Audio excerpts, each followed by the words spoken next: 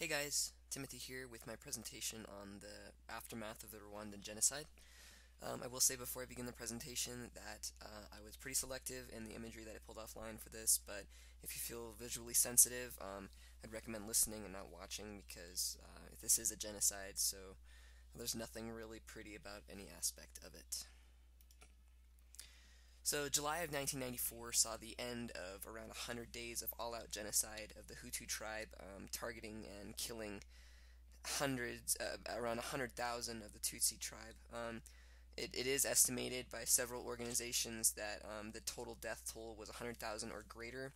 It's hard to tell because there were the deaths of murder, mass killing, but because of the AIDS epidemic and because of the great epidemics afterwards and disease of the camps and the unsanitary conditions, the death toll is probably much higher than that. So, in total, from what we can count, about 100,000 people died, and this comprises about 20% of Rwanda's total population.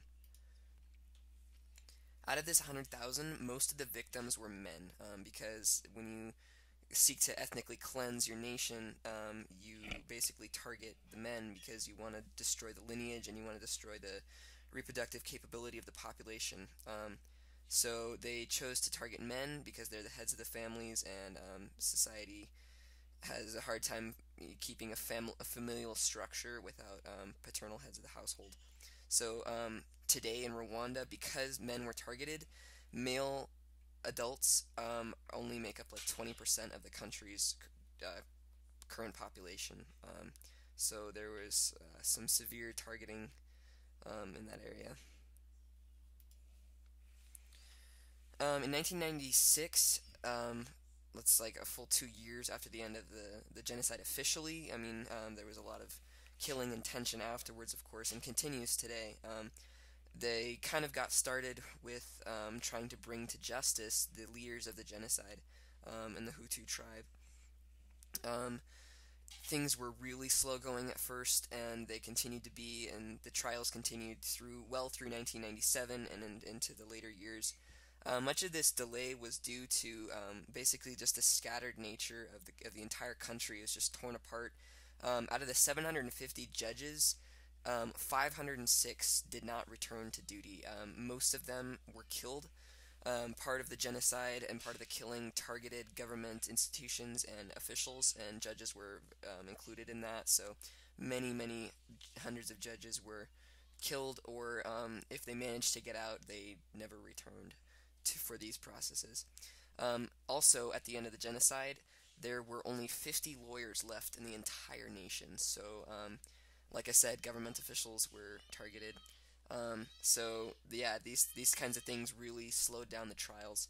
130,000 people were held for trial for their crimes, war crimes, if you want to call them that, genocide, basically having parts in the genocide. However, out of these 130,000, only 334, no, let's see, no, 3,343 people were actually tried, and of that number that were tried, the vast majority were given the death penalties. A couple were given life sentences in prison, but a life sentence in prison in a country torn apart as that one is, it's pretty much a death sentence. The other 130,000 that were held before trial, thousands upon thousands of them died because the conditions in the holding cells and the prisons were just awful. And there wasn't really a whole lot of effort to be super humanitarian on the side of the Tutsi tribe, because their heritage, their lives, everything they had known, their people had pretty much it had been attempted to be obliterated. So there's a lot of animosity, needless to say. As far as social and economic aftermath, the years after the genocide were awful. The economy of the country pretty much was non-existent. It just crashed. So poverty was just awful. People lived in refugee camps where sanitary conditions were almost just atrocious, and people died in the thousands from disease. HIV was rampant, largely due to war rape which was very common during the genocide. Um, Other diseases spread, like I said, due to the unsanitary conditions in the refugee camps, people living far too close together without proper sanitation, and in a country where nothing was really valued very much anymore. By most estimates, 100,000 children were left orphaned by the killings in total.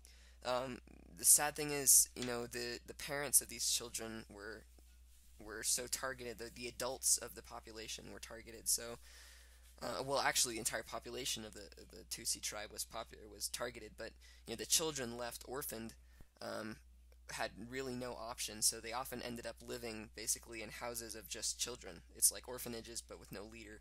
So, there's just, even today, there's just orphans living with no parental care in these kind of mass orphanages.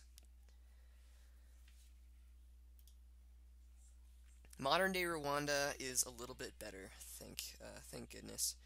Today, their economy has recovered quite a bit. They are primarily based around an agricultural trade kind of thing.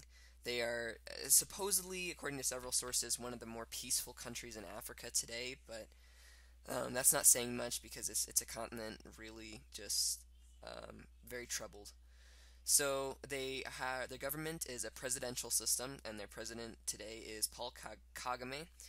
He has been president since the year 2000, so he came to power only about 6 years after the end of the genocide. Um, they are, like I said, mostly peaceful today. A lot of scars still run deep because things like a genocide don't just happen and then go away. Even today, there's a lot of animosity between the Hutu and Tutsi tribes, um, and I think there unfortunately will continue to be because that was just a truly tragic event. So yeah, you can see their flag. Whoops, you can see their flag over here, and then got a map of their country here. They're located kind of southern Central Africa. So, all right, here are my sources. I appreciate you guys watching, and we'll see you next time.